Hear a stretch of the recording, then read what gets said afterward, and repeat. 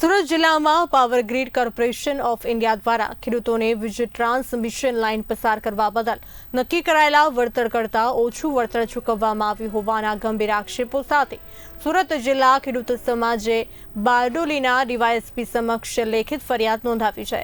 ખેડૂતોએ આ મામલે તાત્કાલિક ન્યાયની માંગ કરી છે, કારણ કે તેમને લાગે છે કે સરકાર પર વિશ્વાસ રાખીને જમીન આપ્યા બાદ તેમની સાથે છેતરપિંડી કરવામાં આવી છે। લાંબા સમયથી power grid corporation of India અને સ્ટરલાઇટ જેવી કંપનીઓ સામે વીજ ટ્રાન્સમિશન લાઇન પસાર કરવાના મુદ્દે ખેડૂતોનો વિરોધ ચાલી રહ્યો હતો।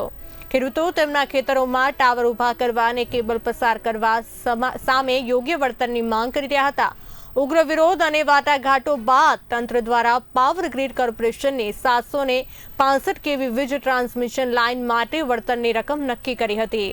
આ વળતરથી સંતોષ થતા ખેડૂતોએ તેમના ખેતરોમાંથી વીજ લાઇન પસાર થવા માટે મંજૂરી આપી દીધી હતી। જો કે હવે જ્યારે વળતર ચૂકવવાનો સમય આવ્યો ત્યારે કંપની દ્વારા નિર્ધારિત રકમ કરતાં ઓછી રકમ ખેડૂતોના બેંક ખાતામાં જમા કરવામાં આવતા ખેડૂતોમાં ભારે રોષ ફેલાયો છે।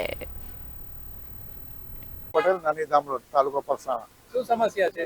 સમસ્યામાં પાવર ગ્રીડની જે લાઈન આવે છે એમાંથી પોલ ઊભા કર્યા છે, એને માટે એ લોકો અમને એવોર્ડ આપેલો।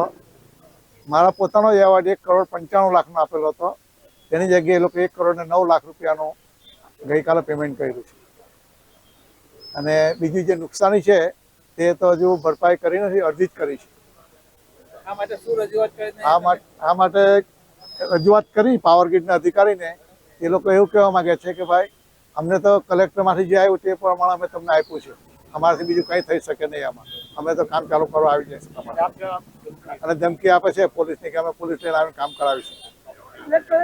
અને એવોર્ડ એ લોકો જ આપેલો છે, 1,95,00,000 મને એવોર્ડ આપેલો, તેના કરતાં 1,09,00,000 એ લોકો આપ્યા, એટલે સીધા 92 લાખ રૂપિયા ઓછા એ લોકોએ કર્યા છે। હવે શું એક્શન લેવાના છે? હવે એક્શનને ફરિયાદ કરવી પડે લોકો પર, અમારે છેતરપિંડી કરી છે અમારી સાથે। બારડોલી સુરત જિલ્લા ખેડૂત સમાજની ઓફિસ પર સુરત જિલ્લાના 765 જે પાવર ગ્રીડ અને સ્ટરલાઇટની લાઈનો જાય છે અને અસરગ્રસ્ત ખેડૂતો મોટી સંખ્યામાં ભેગા થયા છે। 2 દિવસ પહેલા પાવર ગ્રીડના અધિકારીઓ દ્વારા ખેડૂતોને માહિતી આપવામાં આવી કે તમારા ખાતામાં આટલા પૈસા જમા થયા છે, પરંતુ ખેડૂતોને જે કાગળ આપ્યું હતું, જે પાવર ગ્રીડના લેટર હેડ પર લખીને આપ્યું હતું કે તમને આટલા પૈસા ચૂકવવા પાત્ર છે, એની કરતાં ખૂબ ઓછા પૈસા એ લોકોએ ચૂકવ્યા છે અને એમના એકાઉન્ટમાં જમા કર્યા છે। તો એના અનુસંધાનમાં ખેડૂતો ભેગા થયા અને સર્વ ખેડૂતોને એવી ફિલિંગ આવી રહી છે કે જ્યારે વિરોધ થયો, કલેક્ટરે 16(1) હેઠળ હિયરિંગ કરી, એઝ અ ડિસ્ટ્રિક્ટ મેજિસ્ટ્રેટ જ્યારે પૈસા ચૂકવવાનું એક ફોર્મ્યુલા નક્કી કરી, તો શા માટે ફોર્મ્યુલા પ્રમાણે પૈસા ચૂકવવામાં નથી આવતા અને ઓછા પૈસા ચૂકવ્યા છતાં ખેડૂતો સાથે દાદાગીરી કરે છે। એક ખેડૂત કણાવ ગામના છે, હર્ષ કરીને, એમણે પૂછ્યું કે સાહેબ શા માટે ઓછા પૈસા આપો છો અને આ અમને મંજૂર નથી? તો સામે ખેડૂતોને ધમકી આપે છે કે જો તમે વિરોધ કરશો તો અમે પોલીસ લાવીને તમને પકડીને કામ કરાવી લઈશું, એવી ખોટી ધમકીઓ આપે છે। તો મારે આ તબક્કે સરકારને પૂછવું છે કે શું સુરત જિલ્લામાં શું ચાલી રહ્યું છે?